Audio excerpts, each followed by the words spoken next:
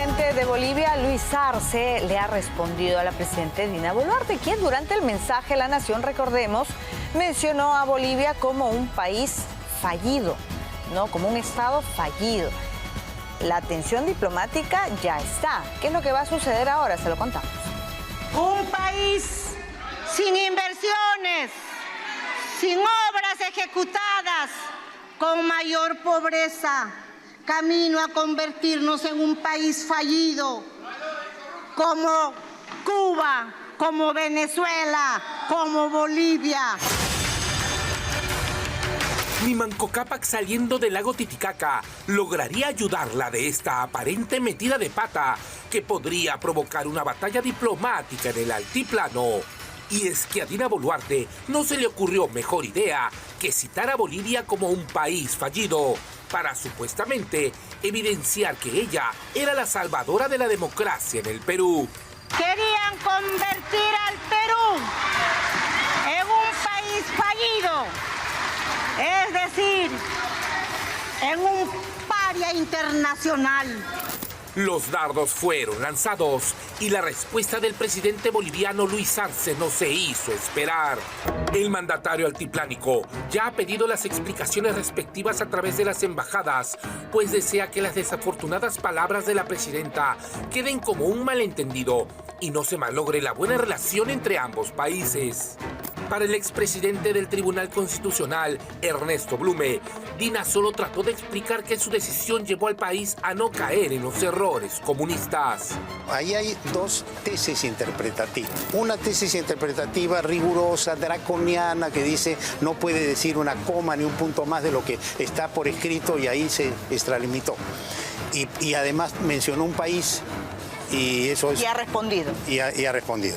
La otra es no ser tan draconiano y decir, bueno, es una política, está deslindando después de una campaña inmisericordia que le han hecho, donde la han tratado como una piñata y la ha convertido en un chivo expiatorio, como dice ella, de todos los males nacionales, de decir, yo deslindo, y eso es lo rescatable, yo deslindo de la izquierda, yo señalo que tomé una decisión histórica. En lugar de seguir por el caos y terminar como estos países, yo decidí por la democracia, por el Estado constitucional. Y es que Bolivia se encuentra sumida en el desastre económico desde hace tiempo, gracias a la política chavista. Su presidente es uno de los más impopulares de América Latina, solamente superado por Dina Boluarte, quien este mes le quitó el primer lugar de los mandatarios más rechazados por su pueblo.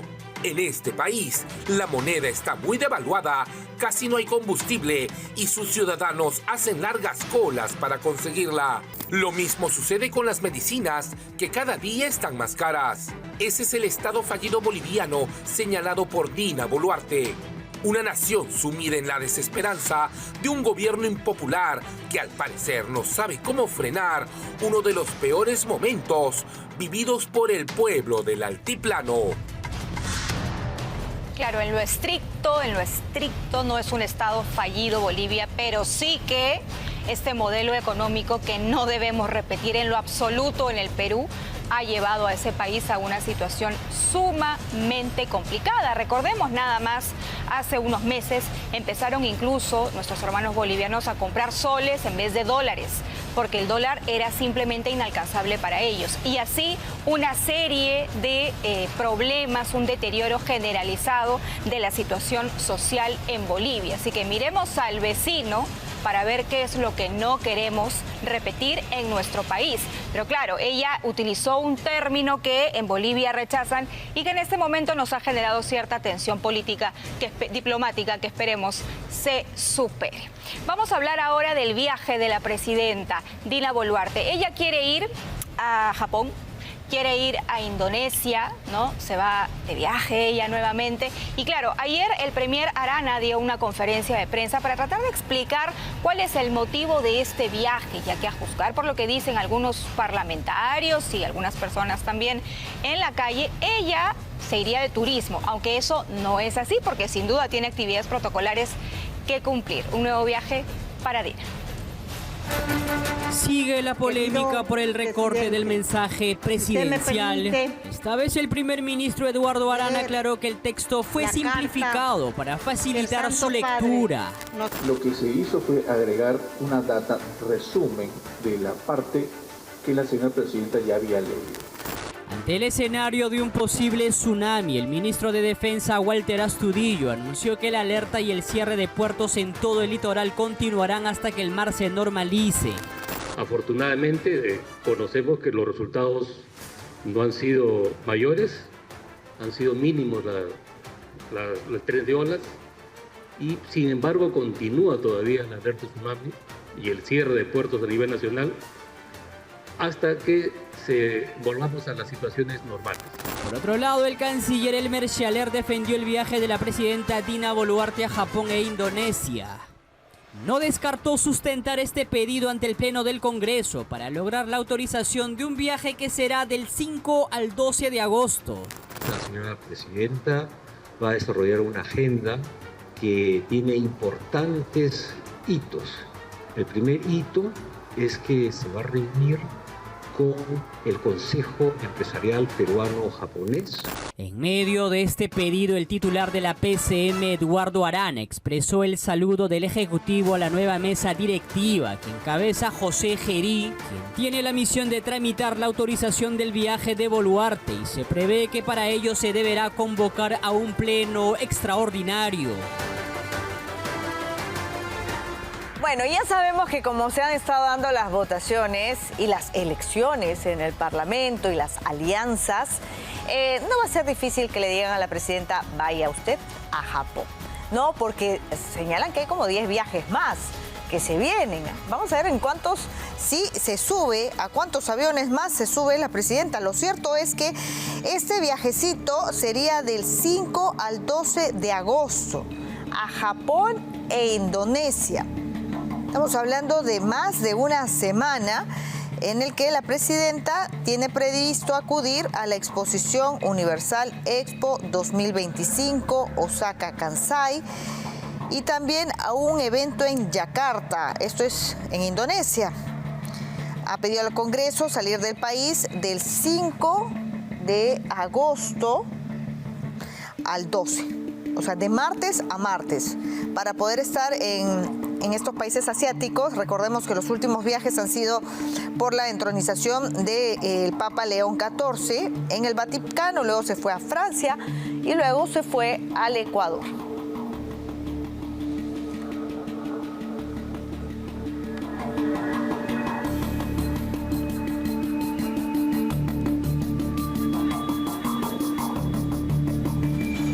A esta hora de la mañana vamos con una mención importante. Visite Danza, un lugar donde la danza y la gastronomía se unen para mostrarle lo más fascinante del Perú. Déjese sorprender por una noche llena de experiencias sensoriales únicas en el país. Adquiera ya sus entradas a través de Join Us. Danza, danzas y sabores del Perú. Tenemos ahora que hablar de lo que ha sido esta nueva normativa, ¿no? Impulsada por el Ministerio de Defensa sobre la utilización de símbolos patrios. A propósito, el ministro de Defensa ha afirmado que este reglamento del uso de símbolos patrios aún se encuentra en evaluación. Recordemos que semanas atrás se filtró en los medios de comunicación este proyecto de ley impulsado por el MINDEF, el cual planteaba una restricción en el uso de estos símbolos para efectos comerciales y en diferentes rubros. Como era de esperarse y por el impacto que esto tendría en la producción nacional, en el crecimiento económico, en varios negocios que hacen lo que usted ve en pantalla, ¿no? Imprimir en polos, en prendas de vestir, en gorras, los símbolos patrios como motivo de orgullo. A raíz del impacto que iba a tener tan grande, cientos comerciantes del Emporio de Gamarra y del sector turismo, quienes precisamente viven de la venta de estos productos con estos símbolos, alzaron su voz de protesta por esta iniciativa dada en este gobierno. El ministro de Defensa, Walter Astudillo, fue consultado sobre este polémico proyecto y señaló que de momento esta iniciativa es solo un sondeo. Ha retrocedido el ministro, parece, ¿no? Un sondeo hecho para conocer el sentir de la población. Bueno, el sentir ya los comerciantes de Gamarra seguramente se lo deben haber hecho llegar por escrito, ¿no? Porque están en total desacuerdo por este cambio y esta restricción. Muy bien. Bueno, los símbolos son de todos los peruanos. Imagínense usted, ni siquiera podríamos usar una escarapela, ¿no? Y eso, la verdad, es un despropósito completo. Son las 7 ya de la mañana y esto que viene sí es importante, gravísimo. Gravísimo porque está el pronunciamiento de la Corte Interamericana de Derechos Humanos y el gobierno tiene que responder esta resolución que habla sobre retroceder en la amnistía a militares y policías. El canciller Elmer Schaller lo que ha hecho es rechazar este pedido de la Corte Interamericana para suspender el trámite del proyecto que busca dar amnistía a policías y militares. Schaller ha recordado al tribunal que este proyecto, ¿no?, ni siquiera ha sido promulgado. Es una barbaridad lo que ha sucedido con la Corte Interamericana. Alguien les ha ido a contar mal el cuento, ¿no? Porque ¿cómo es que una iniciativa, ¿no?, ni siquiera se ha promulgado, ya merece la celeridad y el pronunciamiento de la Corte Interamericana de Derechos Humanos? Bueno, Schaller lo que ha dicho es que para que este proyecto sea promulgado debe pasar primero por un trámite o un debate en el Congreso de la República, ¿no? Esta norma, recordemos, aplica para los miembros de las Fuerzas Armadas, Policía y comités de autodefensa que participaron en operativos contra el terrorismo entre los años 80 y 2000. Lo cierto es que se han adelantado los de la Corte Interamericana sin que esto sea siquiera ya una ley aprobada.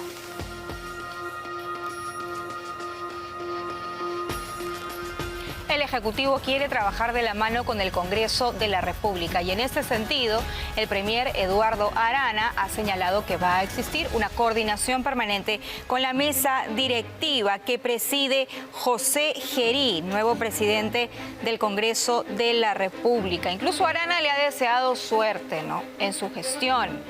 No ha hecho ningún pronunciamiento sobre las acusaciones que pesan en este momento sobre Gerí, acusaciones gravísimas de presunto abuso sexual, presunto enriquecimiento ilícito. Lo cierto es que ocupa un cargo importante en el Estado y va a tener que existir una articulación entre el Parlamento y el Poder Ejecutivo de cara a lo que va a ser el último año de gestión de este gobierno y también del Parlamento unicameral.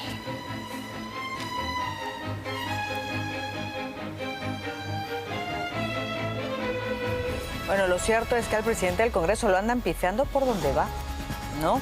Y es muy difícil que él se quite el cuestionamiento que lleva encima. No puede esclarecer nada, sobre todo su labor o la labor que tuvo en la Comisión de Presupuesto.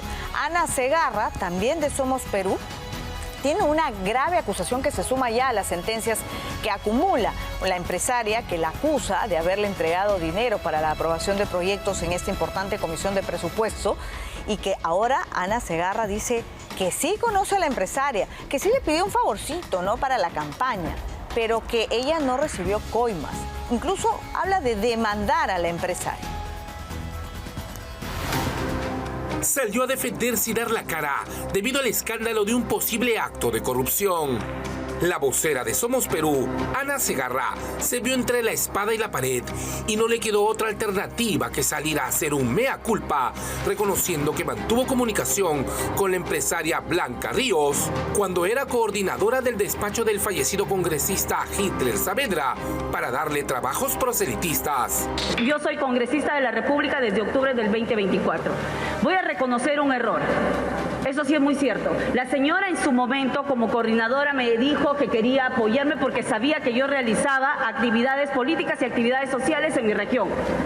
Y en su momento la señora mostró esa predisposición, pero son cosas que no se llegaron a concretar. Aceptó que sí es verdad que envió su número de cuenta bancaria a Blanca Ríos, pero que nunca recibió ningún depósito. estaban hablando ustedes con referencia al tema de un chat donde yo envío una cuenta con referencia al tema de apoyo logístico.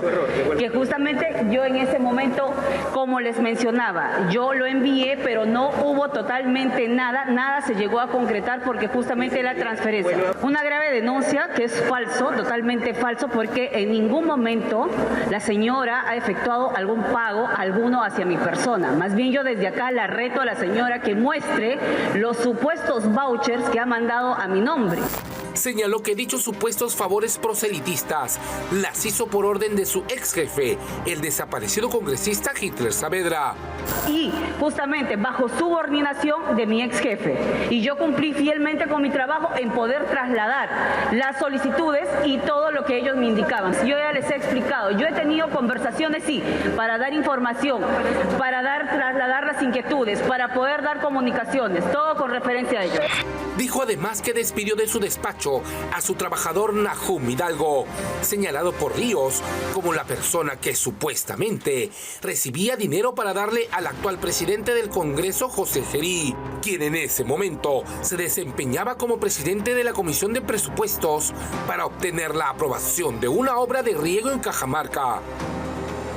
Pero justamente para tener la transparencia es que hablamos con el señor Nahum para que dé un paso al costado y él también tenga que allanarse en este caso. Esta congresista anunció además que procederá con acciones legales contra la empresaria.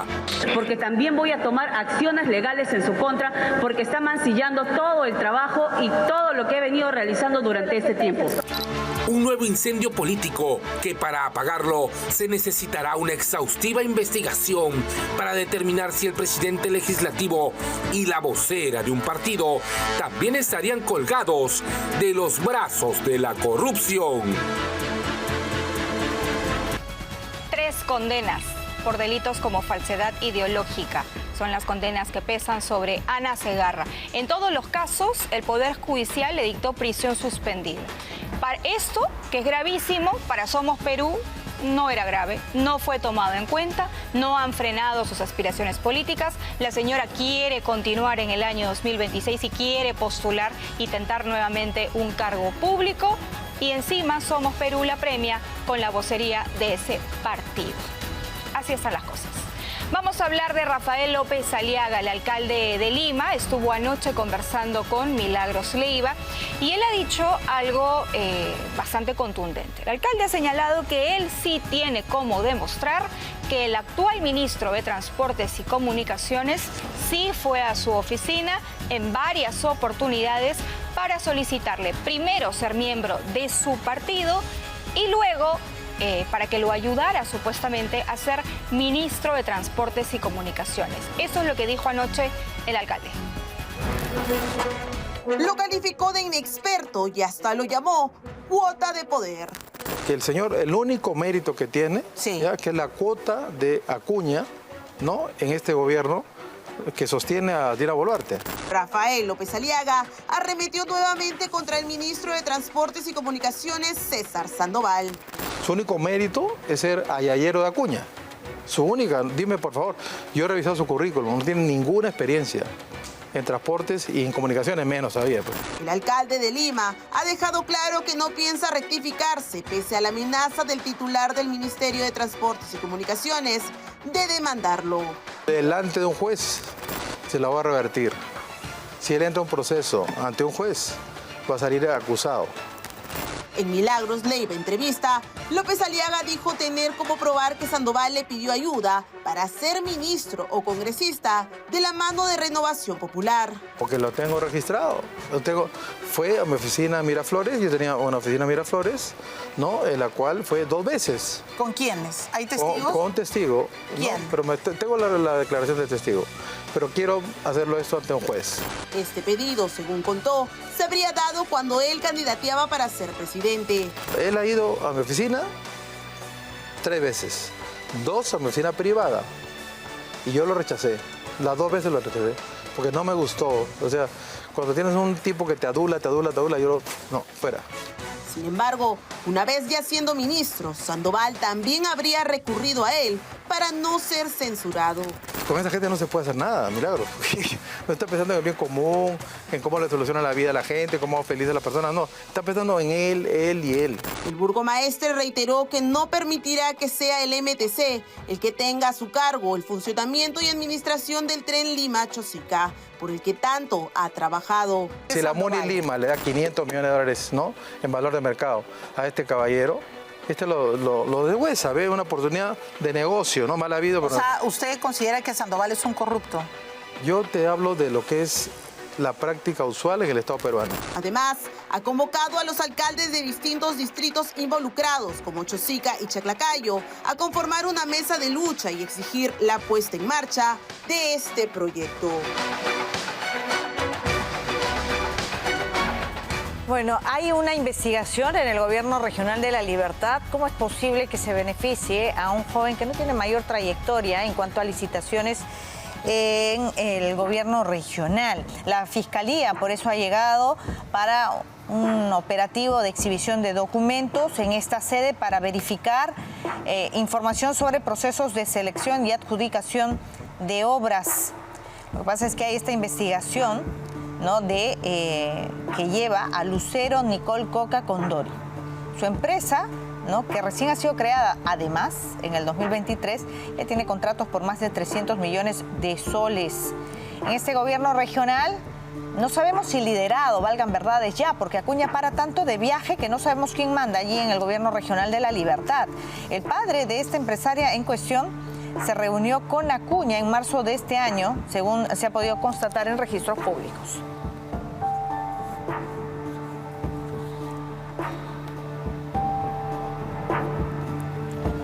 Como una joven de 23 años gana licitaciones por 300 millones de soles con una empresa que no tiene ni experiencia.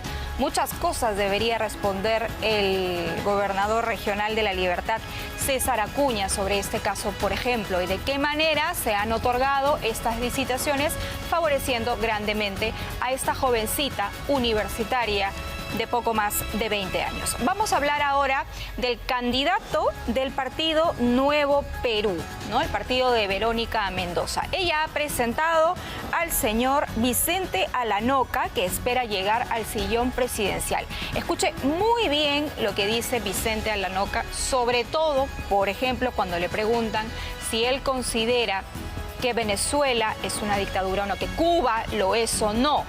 Volvemos, ¿no? La historia, eso nos recuerda algunos pasajes de nuestra historia más reciente que no deberíamos repetir, ¿no?, con candidatos que les cuesta reconocer algunas cosas. Vamos a ver. Pretenden que sea el nuevo rostro de la izquierda. Es la carta bajo la manga que Verónica Mendoza ha sacado para intentar ganar en las próximas elecciones. Se trata del antropólogo Vicente Alanoca, un desconocido en el ambiente político que el partido Nuevo Perú ha lanzado como candidato a la presidencia de la República. Un líder indígena aymara originario del distrito de Ilab, en Puno. Un personaje que incluso hace recordar la propuesta que Perú Libre hizo hace 4 años con el ahora preso profesor golpista Pedro Castillo. Ronald Cucú dice otro Castillo, a ver qué respondes a eso. No, no es Castillo, es Alanoca, ¿no? Claro. Alanoca no solo es antropólogo, sino también magíster en lingüística andina y educación y posee un doctorado en derechos humanos y desarrollo. Un nuevo político que, cual pitonizo, hace 3 años adivinó a medias la suerte de Pedro Castillo, que no terminó prófugo, sino más bien encarcelado. Probablemente, estoy convencido, señor Lizardo, el próximo acusado va a ser Pedro Castillo. Y creo que vamos a tener seguramente perseguido prófugo, porque creo que así la tendencia va en eso. Un golpista al que criticó, a pesar de que Vicente está repitiendo la misma fórmula: hacer propuestas sin ninguna base técnica. ¿Es familiar? Si no, escuchemos la voz del pasado. Declararemos en emergencia la agricultura de la patria, convocando a los más expertos en este sector. No podemos permitir que nuestro pueblo siga en el hambre, siga en la miseria en un país tan rico. ¿Y qué piensa la NOCA sobre la minería? Es decir, más de lo mismo, sin ninguna propuesta de una ley MAPE que acabe con la informalidad y la depredación indiscriminada de nuestros recursos y la contaminación ambiental. Pero eso no es todo. Junto a Modesto Montoya, hablaban de que Vicente es la prueba viviente del racismo en el Perú. Sin embargo, son fieles seguidores del clasismo. Un aspirante al sillón presidencial que comulga con escritores marxistas y tiene peligrosamente un concepto equivocado de la democracia, pues le cuesta mucho trabajo admitir que Cuba, Venezuela y Nicaragua son, sin lugar a dudas, una dictadura. La ahora mano derecha de Verónica Mendoza propone además una nueva reforma agraria y, como era de esperarse, quiere cambiar la Constitución. Un nuevo jugador que se ha hecho presente para darle una dura batalla a los demás partidos políticos. Solo esperemos que por el bien del país, la historia no se repita. Bueno, no queremos más improvisados, ¿no? Si no hay respuestas categóricas desde la campaña, ¿qué tipo de plan de gobierno es el que nos están presentando, ¿no? No hay medias tintas si hablamos de minería ilegal. Y si se trata de un candidato a la presidencia, ¿no?, que es tibio, que dice que tiene amigos metidos en un flagelo para nuestro país, hasta el cuello, la verdad es que es muy complicado hablar de un personaje, ¿no?, que quiera construir un país. Experiencias tenemos, más recientes. Pedro Castillo. Son las 7:18. Hablando de la campaña electoral, ya muchas agrupaciones políticas se preparan no solo para elecciones internas, sino también para la campaña. Y al parecer, según el propio Harvey Colchado, no estarían recibiendo su asesoramiento. Bueno, está clarísimo, ¿no?, que Harvey Colchado quiere entrar en política. Ahora viene asesorando a partidos como el que preside López Chau y otros más. Pero, ¿cómo fue su desempeño cuando estaba al frente de la DIVIAC y se hacían estos operativos, ¿no? Algunos, como ha demostrado el programa Contracorriente, algunos operativos falsos, ¿no?, que no se ajustan a la verdad de lo que él narra en su propio relato, ¿no? El libro de Harvey Colchado es la prueba tangible del presunto manejo irregular de la División de Investigación de Delitos de Alta Complejidad, la DIVIAC, ¿no? ¿Y qué es lo que hacía él con este millonario presupuesto que tenía la DIVIAC? ¿Cómo se distribuía? ¿Hacia dónde iba el dinero? ¿En qué se gastó? Tenemos la nota.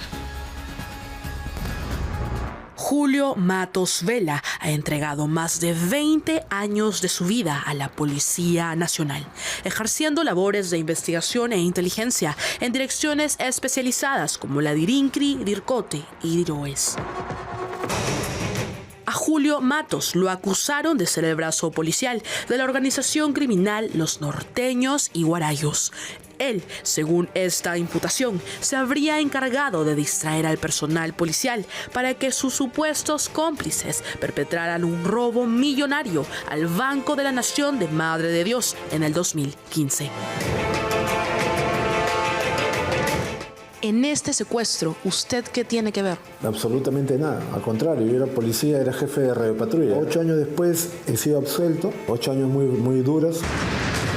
Pero la inocencia de Julio Matos se evidenciaría también al descubrirse una grave irregularidad puesta en evidencia en un libro titulado Mega Operativos, de la autoría del coronel de la policía en retiro, Harvey Colchado Guamaní. El entonces jefe de la DIVIAC recopila en 193 páginas del libro todos los megaoperativos supuestamente realizados por la División de Investigación de Delitos de Alta Complejidad DIVIAC en el 2017, donde se incluye el operativo de captura a los norteños y guarayos. Los que investigaron el caso de Norteños y Guarayos, donde me quisieron involucrar, del cual he sido absuelto, fue el Grupo Especial de Investigaciones de la División de Homicidios, de la DIRINCRI, una unidad totalmente ajena, aparte, que no tiene ningún vínculo con la DIVIAC, nada que ver con la DIVIAC. Sin embargo, este caso Norteños y Guarayos aparece en este libro de megaoperativos como si hubiera sido una operación hecha por la DIVIAC.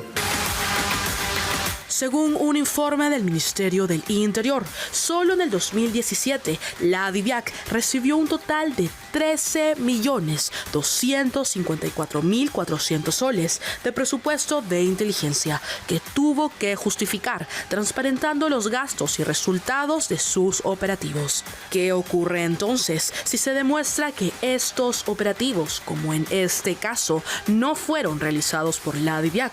¿Por qué Harvey Colchado, conocido como René, los presentó como obra suya? Pero más importante aún, ¿en qué se utilizó este dinero? Harvey Colchado menciona en su libro Memoria que para este operativo, supuestamente ejecutado por la DIVIAC, fueron necesarios 350 policías y 75 vehículos, entre autos y camionetas. Un presupuesto considerable que René justificó, adjudicándose un operativo que ahora se sabe en el que no tuvo nada que ver la DIVIAC. Operativos ineficientes con culpables declarados inocentes por la justicia y una mentira puesta al descubierto en un libro. Operativos autoproclamados como obra maestra de la DIVIAC, desmentidos hoy por el testimonio de un policía en retiro que será repuesto en su institución en los próximos días y que asegura saber las verdaderas intenciones de quienes lo inculparon injustamente. Bueno, en todo caso, la recomendación es que en estos libros que últimamente se están publicando incluyan la palabra ficción, ¿no? Porque de lo contrario, si los presentan como testimonios de parte, es muy fácil que salgan personas luego a desmentir la información en el contenido de esos libros. Porque escribe también Harvey Colchado un libro donde él se atribuye el éxito en la captura de este terrorista apodado o alias Artemio. Es más, el libro se llama Artemio. Inmediatamente, por supuesto, porque la policía puede ser una institución grande, pero hay áreas y departamentos donde todos se conocen, saben, ¿no?, las debilidades, ¿no?, los valores que pueden tener los miembros, por ejemplo, de la DIVIAC, en la DIRINCRI, todos se conocen. Entonces, no falta alguien como el exministro del Interior, Remigio Hernani, que conoce la historia de cómo fue la captura de Artemio, que sale y dice, momentito, lo que está contando Harvey Colchado en ese libro no es cierto, porque a Harvey Colchado se le encargó, ¿no?, o tenía a su cargo el seguimiento para dar con la ubicación de este terrorista, y cuando supuestamente ya lo tenían, se les escapó, ¿no? Y que fue días después, porque comenzaron a ver que en una chacra se perdían gallinas, ¿no? Es que ahondaron un poquito ya personal del ejército y dieron con que las gallinas eran para Artemio, que estaba herido y que necesitaba alimentarse. Tenemos sus declaraciones porque hoy el programa Contracorriente va a dedicar justamente un extenso reportaje sobre este caso en particular y que tiene el libro de Harvey Colchado. A los militares de que se le están perdiendo las gallinas y seguían las gallinas perdiéndose. Ya eran varias, entonces sospechó de algo. Lo que pasa es que Artemio parece que estaba escondido en esa zona y tenía que alimentarse. Entonces un capitán recibe esa información, un comandante, Rumiñahui creo que apellida, militar, recibe la información y va y lo encuentra, Artemio, él lo captura.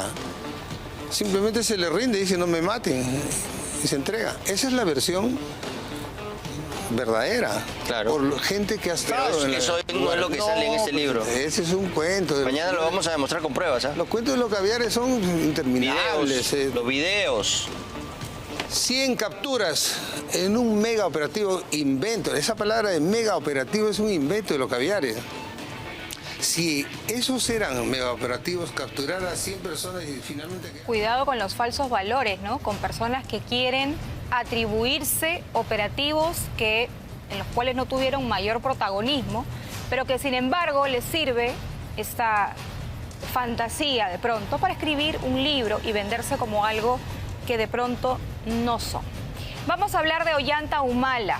Él tiene una condena de 15 años de cárcel y en una audiencia él ha roto su silencio desde el penal de Barbadillo, donde se encuentra recluido hace más de 3 meses y ha denunciado ser víctima de secuestro y de una violación flagrante al debido proceso. Acusó a los jueces de haber ordenado su detención sin una sentencia redactada y sin informarle los fundamentos de la medida. Incluso ha mencionado que su esposa, Nadine Heredia, fue forzada a pedir asilo, dice Ollanta Humala, ante lo que él considera atropellos sufridos desde hace más de una década por parte del Ministerio Público y del Poder Judicial.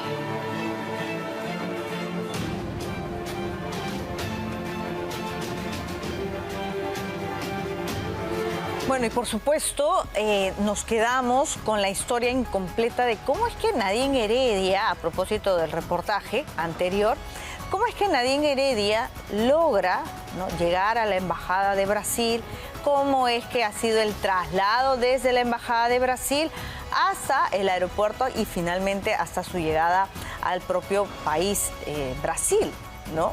Hemos tenido acceso, ¿no?, a un documento del asilo político que el gobierno de Brasil ha calificado como secreto y es básicamente documentos exclusivos de la Fuerza Aérea que dan cuenta de cómo se ha realizado todo este traslado. Vean.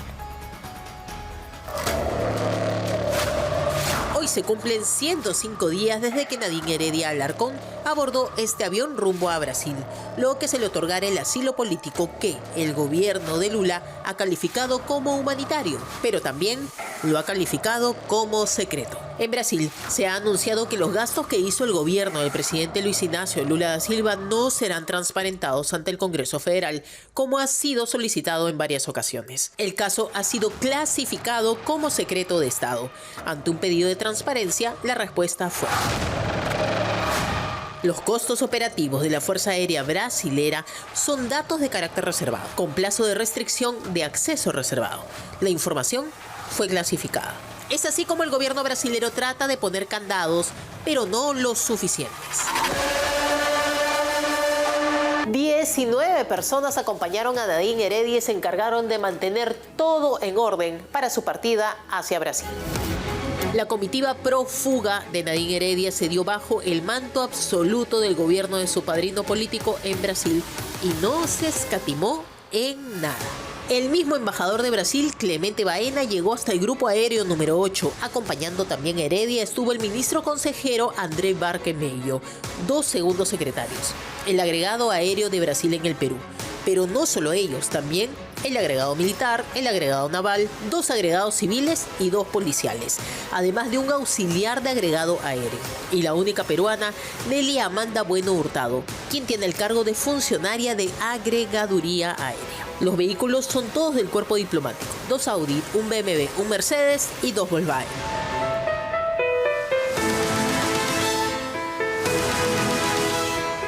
Mientras tanto, el Tribunal de Cuentas de la Unión de Brasil ha emprendido 3 investigaciones en torno al uso de recursos públicos sobre este tremendo viaje. A pesar de ello, y las enormes quejas que se han dado en el Senado brasilero, parece que no entran balas a esta decisión. Dijimos en un principio que el gobierno de Lula ha declarado clasificado el asilo de Nadine, pero también ha mentido deliberadamente. En contracorriente, hicimos a través del apoyo de un colaborador un pedido de acceso a transparencia, solicitando la nota diplomática que hizo la embajada en Brasil para llevarla a la Cancillería peruana. Ellos respondieron. La solicitud de asilo diplomático de la señora Nadine Heredia Alarcón y de su menor hijo se realizaron verbalmente. De acuerdo con la Convención de Caracas, la información sobre la concesión de asilo fue transmitida a la Cancillería del Perú por nota verbal. No hay, en el ámbito de ese ministerio, registro de procesos administrativos dentro de los parámetros solicitados. Pero lo cierto es que sí se dejó un documento, y este fue mostrado por este programa en exclusiva. Son también 105 días que permanece el expresidente Ollanta Humala en prisión. Mientras tanto, Ilan Heredia, hoy prófugo de la justicia ni por asomo, está en la lista de los más buscados. Aquí está la prueba de que Brasil la protegió como si fuera una perseguida política y el Perú pues la dejó salir como si no tuviera una condena por graves delitos. Bueno, Luis Ignacio Lula da Silva tiene periodo presidencial hasta el 2027. Vamos a ver qué es lo que sucede hasta entonces. Antes de irnos a una pausa, una recomendación: viaja con seguridad y comodidad en la flota más moderna y sostenible del país. Cruz del Sur, 65 años conectando cada rincón del Perú. Compra tus pasajes en cruzdelsur.com.pe o en agencias a nivel nacional. Cruz del Sur, contigo, marcando el camino. Vamos a hacer una pausa en Al Día con Willax y cuando regresemos, evalúan anular la suspensión temporal de Patricia Benavides. Su abogado, Humberto Abando, estará conversando con nosotros esta mañana en Al Día con Willax. Y seguramente también vamos a traer información sobre Sara Goray. ¿Qué ha dicho Sara Goray? Tenemos fotos exclusivas de ella. Piso 8 de la Fiscalía. ¿Qué hacía? Dicen que ha delatado a Marita Barreto. Le contamos todo tras la pausa.